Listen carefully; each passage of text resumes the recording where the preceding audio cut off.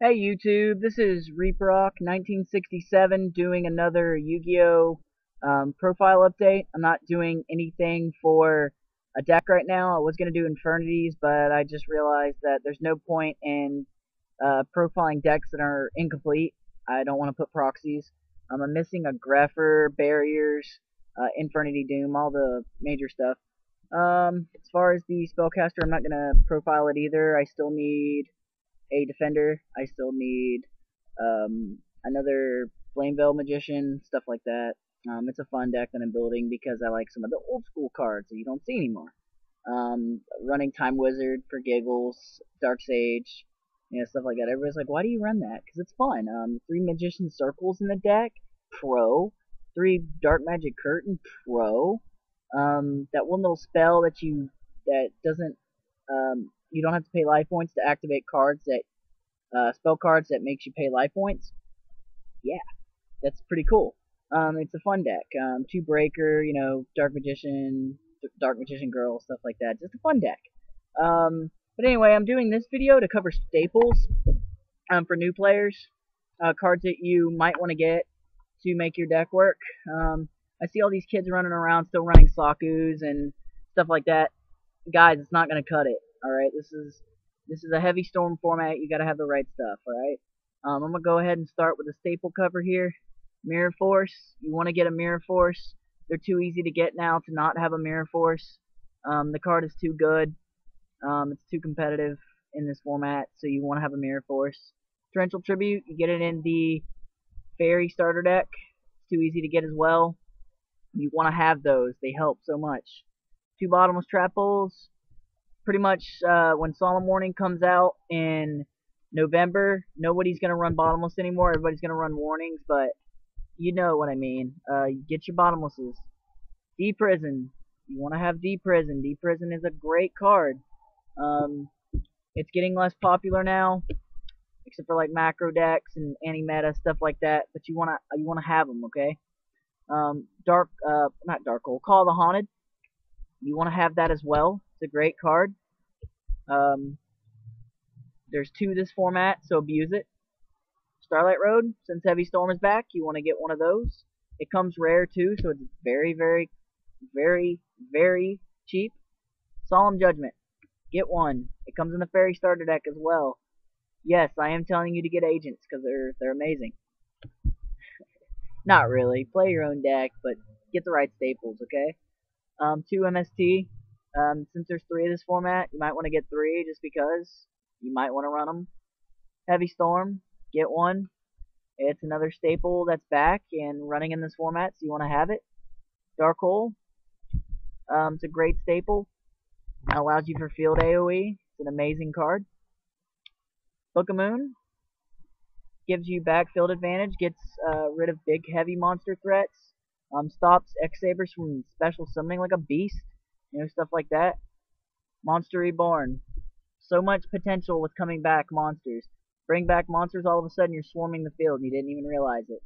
With Heavy Storm, it just clears the back row. That's why you want to have those. MST as well. Solemn Judgment. It stops anything. It says no.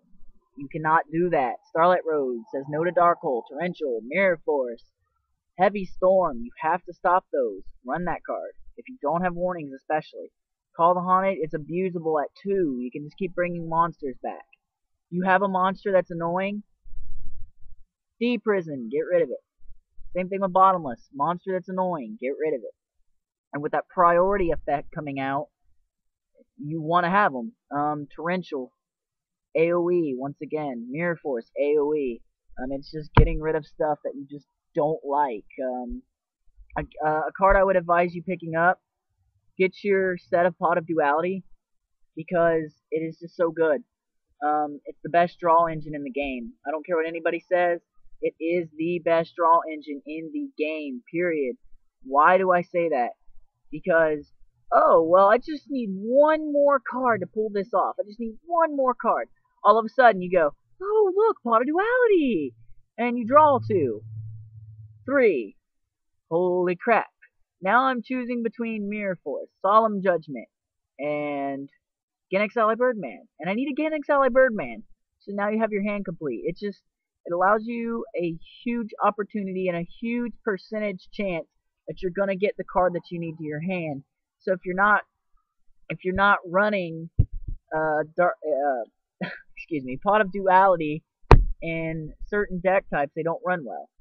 Another card that's very useful is Gorz, the Emissary of Darkness. Whenever your opponent inflicts battle damage or effect damage to you, you get to special summon him from your hand. He's a 2700 attacker.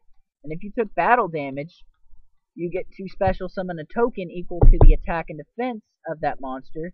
But the attack and defense of the token is, well, let's say, the monster's 27 attack and it attacks you, you get a 27/27 token.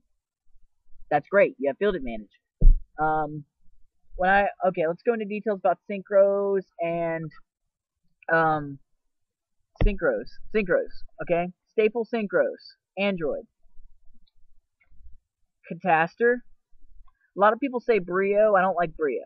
Okay, and it's not affordable yet. Gaia Knight, Scrap Archfiend, Ancient Fairy Dragon, Black Rose, Colossal Fighter, Stardust Dragon, Mistworm. Mistworm.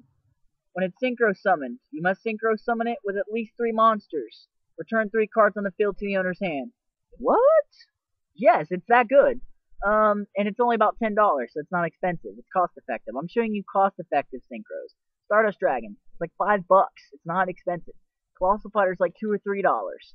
Black Rose, yeah, it's 10 or 15, but it's not that expensive. It's not Brio. It's not $40, $50. It's ridiculous. Cards should not be that expensive. Ancient Fairy is good against Gravekeepers and agents that have, the field spell in it. Scrap Archfiend's good for getting over big monsters. Gaia, the same reason. Cataster, yes, he's 15 to 20, but again, he's a staple, so you want to have him. And Android. I was showing you the more cost-effective synchros, and pretty much my whole synchro deck is that way. I don't go for big-priced monsters. The most expensive card that I think I have right now is Levier, which I showed in my agent profile. And Levier, I busted my butt to get. But anyway, I just wanted to go over some staples players. Yu-Gi-Oh! Guys, tell Konami. We need to let Konami know. Look, this is a competitive game, but there should not be $150, $200 cards running around. This is ridiculous, guys. We gotta reprint these cards now, or we need to ban them. We need to do like Magic did. A lot of you guys may not know what Magic's all about, but Magic was a game that if a card was too good or it was too expensive, they would either ban it or they would reprint it. And that's what Yu-Gi-Oh needs to do, because this game was not made to be a high budget game. This game was made to be played and be competitive. And it's not going to be that way. It's going to be the rich kids playing, and we all don't want that. So something needs to happen here. I like the format besides Blackluster Soldier, and I hate to say that because I love that card. But Blackluster Soldier should not be unbanned. Should not be unbanned. That card is way too good. As soon as you play it, it's pretty much game. If they don't have a response, it's game, because, oh, I can attack twice. Oh, and I'm a Chaos Sorcerer. You guys know that's not cool. And as far as, like, 2 Call of the Haunted, how many decks are going to play 2 Call of the Haunted, or 3 MST, or anything like that? There's just too many other cards we got to fit in our deck. So Konami, let's fix this, okay? We don't need that. I can never remember the name of the card, but you know, the one that's like $158, and they had some sort of trick summon with it for Exceeds or whatever. And well, yeah, that's not cool. Okay, it's not cool. That card should not be that expensive. Christio was $70, $89. Pot of Duality was $158. Gold Sark was like $1,000. That's not cool. Konami, don't do this to us, okay? Let us keep our game. Let the players who have been playing forever. I know, I've been playing since it began in '98 when it come to America. And everybody was watching the show, dressing up as Yugi Moto as Halloween. I mean, guys, come on. You know that this is agreeable. This game needs to be competitive, player-based, not who's got all the money. I mean, how many players have I met that are like, I don't have money to spend on this game? I don't either, so I'm gonna shut up now. I've said enough. I made my point. Thank you for viewing this video, guys. Tell me what you think. These kids need help. Back them up. Don't rip them off, okay? Help them out. Reproc 1967 out.